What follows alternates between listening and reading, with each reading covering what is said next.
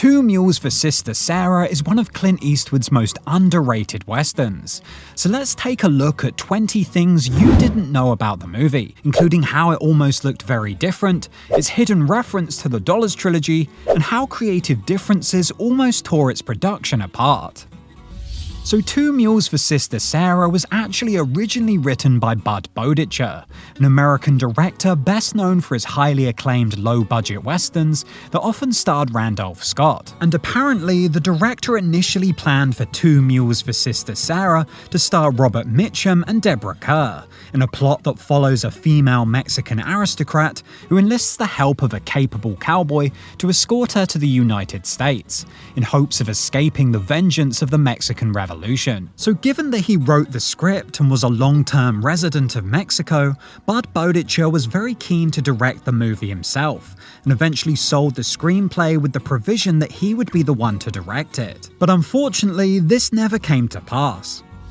So the original screenplay that Bud Boetticher wrote ended up being sold to producer Martin Rakin, who opted to remove the director from the project altogether, and hire Albert Maltz to rewrite his script. Now at the time, this might have seemed like a strange move, given that Boetticher was one of the most well-regarded directors in the genre, having previously helmed films like The Tall T and Ride Lonesome. But it's believed that the reason for this move was because Rakin wanted to tap into the growing popularity of spaghetti westerns. So the story was ultimately reworked to feature a mysterious cigar-smoking gunslinger who comes to the rescue of a prostitute posing as a nun during the French intervention in Mexico. And although Two Mules for Sister Sara ended up being a lot less crude and cynical than other spaghetti westerns of that time, it was clearly heavily inspired by the work of Sergio Leone, and as a result ended up being far removed from the kind of western that Bud Boetticher first set out to make.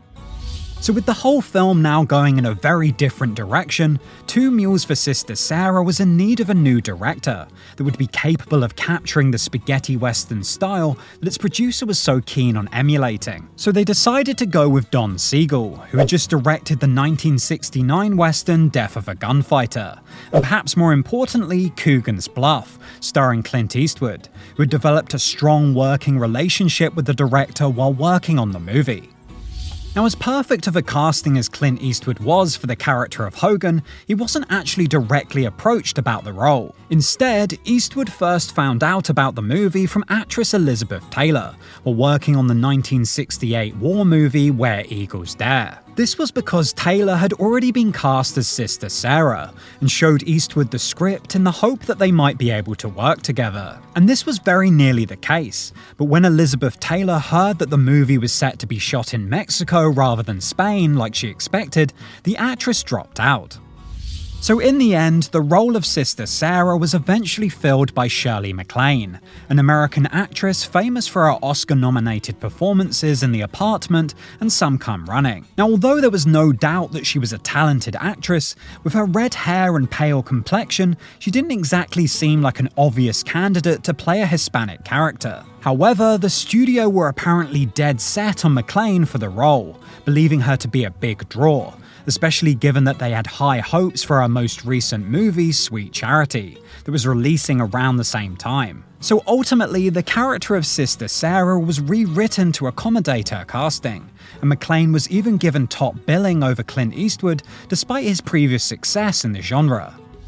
So at this point, Two Mules for Sister Sara was about as close to being a spaghetti western as it could be, without actually being one. But one important missing ingredient was the music. So rather than trying to emulate the famous scores of composers like Ennio Morricone, they decided instead to just hire him outright. And this really paid off, as Morricone ended up delivering a score that was just as iconic and memorable as his previous work on films like The Good, the Bad and the Ugly and Once Upon a Time in the West. Now, given how big of an influence Sergio Leone was on Two Mules for Sister Sara, you'd be forgiven for assuming that he might have directed the film, or that the movie somehow connects to his Dollars Trilogy, which Clint Eastwood also famously starred in. But this simply isn't the case. Although, there is one hidden reference that you might have missed, as the character of Hogan actually wears an all but identical gun holster to the Man with No Name, making it even easier for casual moviegoers to assume that the characters are one of the same. So if it wasn't already easy enough to mistake Two Mules for Sister Sara for a spaghetti western directed by Sergio Leone, when the movie released in Finland in 1970, it was actually titled the following, which in English translates to A Handful of Dynamite, which happens to be very similar to A Fistful of Dynamite, the alternative title for Duck You Sucker, another completely unrelated spaghetti western from Sergio Leone, that released just a year later. Now, as for the actual title of Two Mules for Sister Sara, it would be easy to assume that it's referring to the mule that Sara rides at the beginning of the film, and the smaller younger one that she picks up later on. But this is actually a burro, rather than a mule. So the second mule in the title is actually intended to be a tongue-in-cheek reference to Hogan, given that in the film Sara says, "All right, Mr. Mule. You know you were right. You are as stubborn as my mule." So when the movie finally started filming, it was shot in Mexico, which was Don Siegel's first time directing in the country. However, at this point, many other famous westerns had taken to shooting there, such as The Wild Bunch and The War Wagon, forcing Siegel to steer clear of familiar locales in favour of more unusual locations in the country. And although this lent the film a sense of authenticity and originality, the 65-day shoot proved grueling, with many of the cast and crew, including Shirley MacLaine, all falling ill due to having to adjust to the local food and water. Now, another way in which Two Mules for Sister Sara wanted to emulate famous spaghetti westerns was for its visuals. So they decided to hire Gabriel Figueroa, one of Mexico's most renowned cinematographers, who had already worked on over 100 films across all kinds of genres, including westerns. So he did a great job of making the movie look visually unique and interesting, while also including lots of shots and techniques that pay homage to the spaghetti western genre. In fact, he apparently even went as far as to use various color and diffusion filters to specifically try and capture the muted, dusty palettes that you would find in Sergio Leone's movies.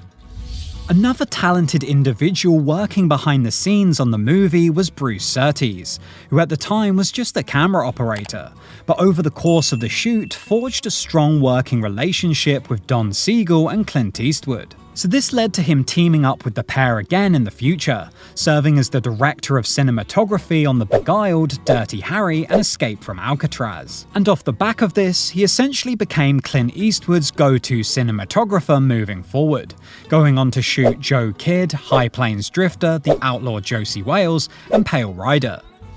So despite the undeniable amount of talent that worked on the movie, like most films, there were quite a few mistakes that made it into the final cut. For instance, one of the trio that Hogan shoots dead at the start of the film is clearly still breathing after being shot. And the Colt Peacemaker that was used to kill him shouldn't even really exist yet, given that the film is set years before it was made readily available, much like the Winchester rifles and dynamite that also heavily feature. Equally, Bastille Day wasn't actually celebrated during the 1860s, nor were railways built anywhere near Chihuahua during the time in which the movie's set.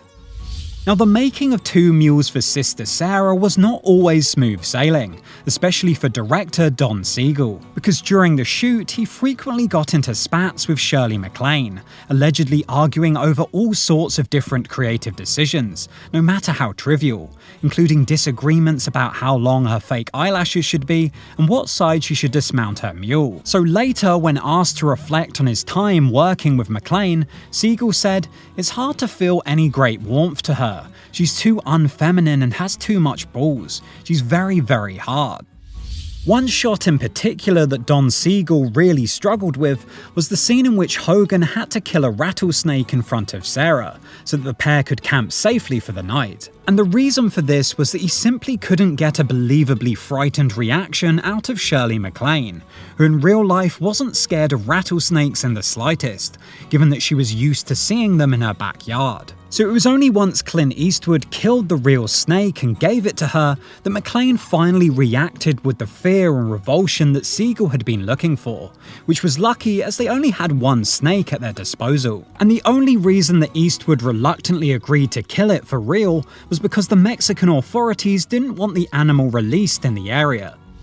Another person on the film that Don Siegel reportedly had issues with was its producer Martin Rakin, who ironically was the one who hired him as director in the first place. And this was because the pair were apparently in a constant fight for creative control of the movie, rarely seeing eye to eye. As such, when the movie was finished shooting, Rakin apparently made a point of shutting Siegel out of the post-production, and cut together the final edit of the movie himself, without the director's involvement.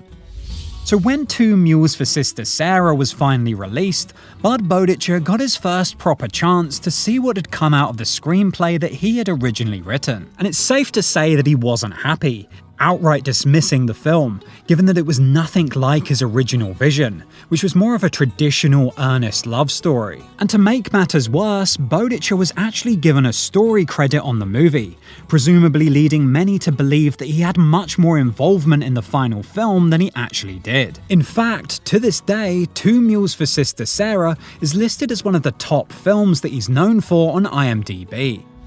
So upon the release of the movie, Two Mules for Sister Sara received relatively mixed reviews. For instance, Roger Greenspan of the New York Times said, "I'm not sure it is a great movie, but it is very good, and it stays and grows on the mind the way only movies of exceptional narrative intelligence do." But not everyone was so positive about the movie. For example, Stanley Kaufman of the New Republic said, "It doesn't matter to Siegel that the characters are cliches, the acting is atrocious, the plot laughable, the dialogue dumb, and the patriotic theme only a peg to hang killings on." However, nowadays, Two Mules for Sister Sara is generally viewed as a Western classic, even recently making it into the New York Times guide of the best 1,000 movies ever made. So although the film wasn't exactly a critical darling upon its release, Two Mules for Sister Sara was a success, making $4.8 million on a budget of $2.5 million. This meant that the movie was at least a modestly profitable hit, and a worthwhile endeavour for all those involved. But the question remains as to whether Bud Boetticher's original version of the movie would have performed better or worse in the long run. So after Two Mules for Sister Sara, Clint Eastwood opted to work with Don Siegel again just a year later on The Beguiled, establishing a strong friendship with the director, which saw them collaborate on big hits such as Dirty Harry and Escape from Alcatraz. Two Mules for Sister Sara also proved to be one of the last westerns that Clint Eastwood would star in that he didn't direct himself, with the final one being Joe Kidd that released just 2 years later. So let me know below, what are your personal thoughts on Two Mules for Sister Sara? And do you think it was the right call to remove Bud Boetticher from the project? Also, if you enjoyed the video, it would be great if you could leave it a like, and you might also want to check out this video right here.